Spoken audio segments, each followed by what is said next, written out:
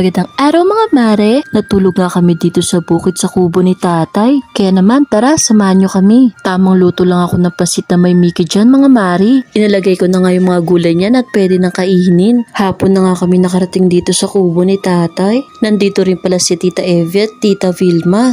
Tamang kaway nga lang sila dyan mga mare. Ito nga't inaayos ni tatay ang tsinelas ko. Napigtal kasi mga mari. Ayun nga, nagsama-sama sila Ate Vilma doon. Ano kaya pinag-uusapan nila mga mari? Ito nga't siniset up na nila Kuya Ruel at Kuya Edgar ang mga tent na gagamitin nila sa gabi. Kami naman sa loob ng bahay ni tatay matutulog. Cannot afford pa kasi namin ang mga tent na ganyan. Inaayos na nga ni Ate Lea yung higaan nila. Nagkita na naman ang mag-best friend na si Mickey at si Rich. Habulan na naman sila dyan hanggang mamaya. Tamang kwentuhan nga lang kami dyan nila Ate Lea. Ang ganda nga ng setup nila. Ang lawak kasi na front yard ni tatay. Pwede talagang pagtayuan ng mga tent. Nakaranas na rin ba kayo ng ganito